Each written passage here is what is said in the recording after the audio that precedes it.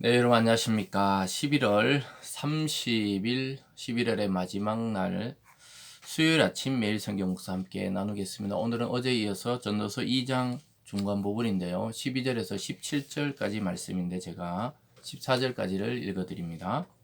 내가 돌이켜 지혜와 망령됨과 어리석음을 보았나니 왕 뒤에 오는 자는 무슨 일을 행할까? 이미 행한 지 오래전의 일일 뿐이니라. 내가 보니 지혜가 우매보다 뛰어남이 빛이 어둠보다 뛰어난 같도다. 지혜자는 그의 눈이 그의 머릿속에 있고 우매자는 어둠 속에 다니지만 그들 모두가 당하는 일이 모두 같으리라는 것을 나도 깨달아 알았도다. 아멘. 오늘 본문의 말씀을 통해 죽음 앞에 선 인간, 죽음 앞에 선 인간이라는 제목으로 말씀을 증거하겠습니다.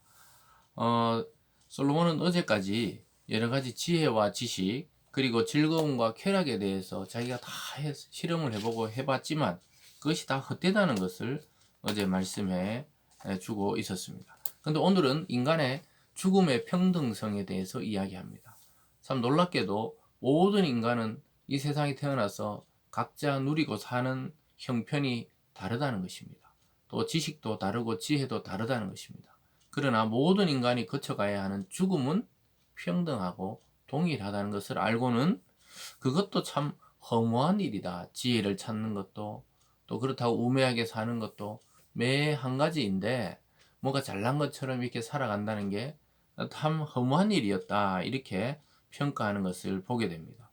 그래서 이 전도서 앞부분은 계속해서 이렇게 해 아래 새 것이 없고 또 인생은 바람을 잡는 것이다. 그런 것 같은 이야기를 반복하는 것은 인간의 한계를 계속 강조하므로 인간의 한계를 넘어서 있는 하나님 아버지 또 우리의 근원이 되신 하나님을 찾도록 인도한다는 것을 보게 됩니다. 일반적인 우리가 인생론에서도 사람들은 뭐 죽으면 다 똑같다 이렇게 이야기를 하고요.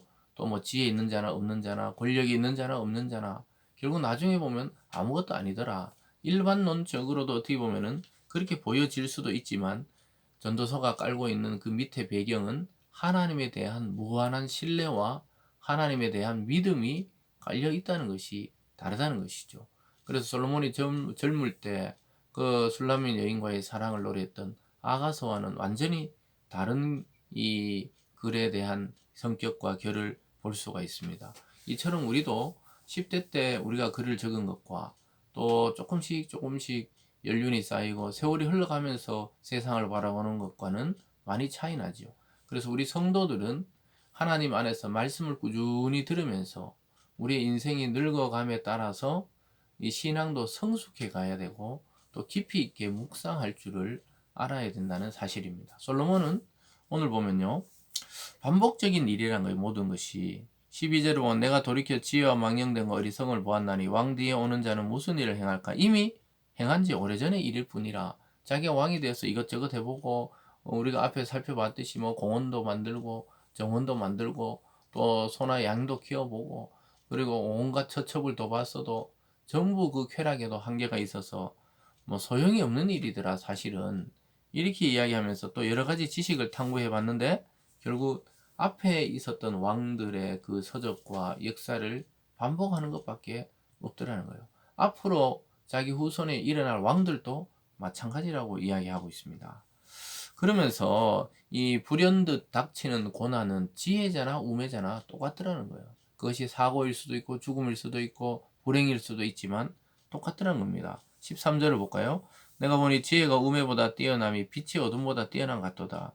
그렇지, 물론 지혜 있는 것이 우매한 자보다 훨씬 빛이 어둠보다 뛰어나듯이 뛰어나다는 거예요. 14절에 지혜자는 그의 눈이 그의 머릿속에 있고 우매자는 어둠 속에 다니지만 그들 모두가 당하는 일이 모두 같으리라는 것을 나도 깨달았도다. 그렇지만 뭐 지혜자나 우매자나 전혀 다른 모습으로 살아가는 것 같지만 같은 일을 당하더라는 거예요.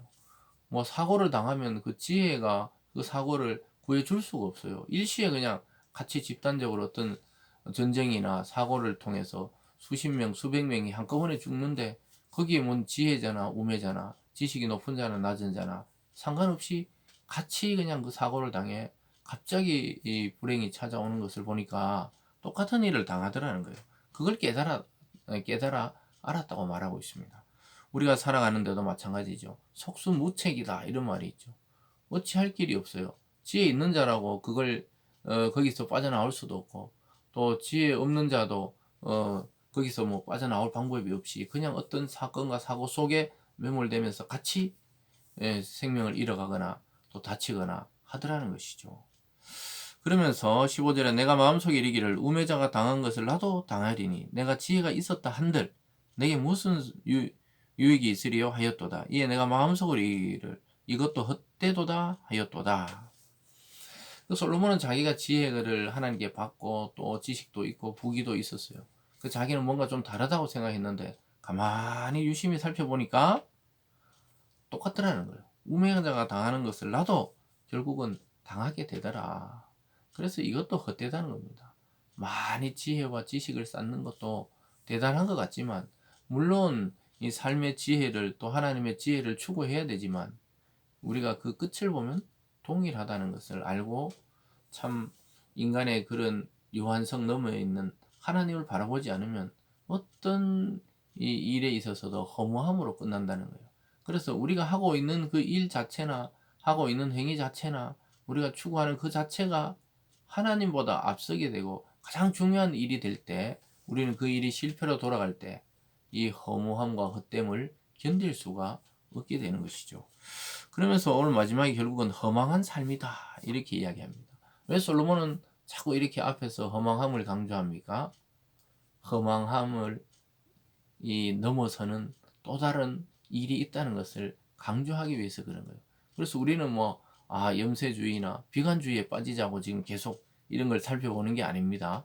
우리 인생을 또 한 해를 지내며 돌아보며 우리가 하나님께 좀 더 가까이 나가고 있다는 사실을 오히려 기억할 필요가 있다는 것이죠. 육체의 한계를 깨달음으로 인해서 영원한 삶에 대한 소망이 더 강렬해지는 것이죠. 16절에 보면요. 지혜자도 우매자와 함께 영원하도록 기억함을 얻지 못하나니 후일에는 모두 다 잊어버린 지 오래될 것임이라. 오호라 지혜자의 죽음이 우매자의 죽음과 일본이로다. 죽고 나면 그것을 영원히 기억하는 사람 없다고 지금 이야기하고 있습니다. 살아있을 땐 대단한 것 같잖아요. 대단히 유명한 인기 있는 배우라든가 정치인이라든가 경제인이라든가 우리가 그들이 살았을 때는 대단히 존경하고 또 뭔가 세계적인 일을 하는 것 같고 이렇게 보이지만, 죽고 나서 그 사람을 매일 기억하고 매일 그리워하는 사람은 아무도 없더라는 거예요. 그래서 지금 자기의 죽음도 일반이라는 것을 이야기하고 있죠. 그래서 죽음의 평등성은 바로 동일하다는 거예요. 날고 정말 뛰고 이랬던 사람도 죽고 나면 아무런 움직임이 없어요. 전혀 미동이 없습니다. 조금씩 조금씩 썩어져 흙이 될 뿐이죠. 그때 우리는 인간이 정말 티끌 같구나, 이것을 더욱더 깨닫게 되는 것입니다. 그러므로 17절에 이러므로 내가 사는 것을 미워하였노니 이는 해 아래 하는 일이 내게 괴로움이요 모두 다 헛되어 바람을 잡으려는 것이기 때문이로다. 결국은 살아있는 걸 혐오하는 데까지 이르게 됩니다. 아이고 어차피 우매자랑 똑같이 죽을 거, 또 기억도 되지 못할 이런 일들에 내가 너무 매몰될 필요가 없다고 이야기하고 있죠. 그러나 여러분, 지금 아직까지 여기에서 전도자가 놓치고 있는 것은 죽음의 평등성도 있지요. 누구나 죽음에서는 동일하지요. 그 죽음을 이길 장사는 없습니다. 그러나 성도의 죽음의 의미는 다르다는 사실입니다. 그것은 첫 번째로 하나님이 우리를 영원히 기억하신다는 것이고, 두 번째는 그리스도와 함께 부활의 몸으로 다시 살아난다는 것이죠. 그래서 영생과 부활이 있는 자는 그 죽음이 끝이 아니고 새로운 출발점, 영원한 세계의 시작점이라는 것을 깨닫기 때문에 참 육체의 그 허무함과 안타까움도 있지만 그 속에서 우리는 결국은 궁극적인 소망의 하나님을 바라보게 되는 것이죠. 그래서 참된 삶의 소망은 오히려 죽음에서부터 어떻게 보면 시작되는지도 모릅니다. 그래서 기독교만큼 죽음에 관해서 깊이 다루는 그런 종교나 철학도 잘 없는 것 같아요. 우리가 죽음에 대해서 잘 이야기 안 하려고 그래요. 그런데 결국은 그것을 깊이 인식해야 오늘의 삶의 가치가 빛나고 또 우리의 이 영혼에 대한 소망과 그리스도 안에 다시 살아남의 소망이 현실로 다가오는 것입니다. 그런데 이 땅에서 자꾸 잘 먹고 잘 사는 것만 생각하고 여기서 오래 살고 여기서 영원히 살 것처럼 생각하는 사람들은 영혼에 대한 감각을 놓쳐버리기 때문에 허무함 그 자체로 끝나버립니다. 그러나 성도들은 그 죽음의 인식에 대해 깊이 인식하면서도 그 허무함이 다가오면서도 그래, 그렇지만 우리가 그것을 통과해야만 하나님과 그리스도 안에 영원한 부활과 영생이 있다는 것을 깨닫기 때문에 소망이 있는 것이죠. 여러분, 죽음에 대한 진지한 묵상을 한 번씩 해보시기 바랍니다. 거기 비관하라는 것이 아니에요. 그 죽음에 대한 강렬한 인식이 삶의 의욕과 원동력이 되기도 하기 때문입니다. 여러분, 오늘 이 아침에 이 전도자가 또 솔로몬이 이렇게 깊이 묵상했듯이 죽음 앞에 선 인간이 과연 우리는 어떻게 살아야 하는지를 다시 기억하시면서 소망의 그리스도, 소망의 하나님을 바라보는 이 아침이 되기를 바랍니다. 기도하겠습니다.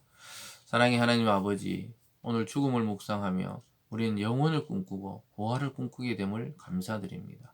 하나님, 이 세상의 유한한 삶을 우리 자신만을 위해 살지 않게 도우시고 하나님 나라와 복음의 통로가 되어 살아가는 참된 성도 되게 하여 주시옵소서.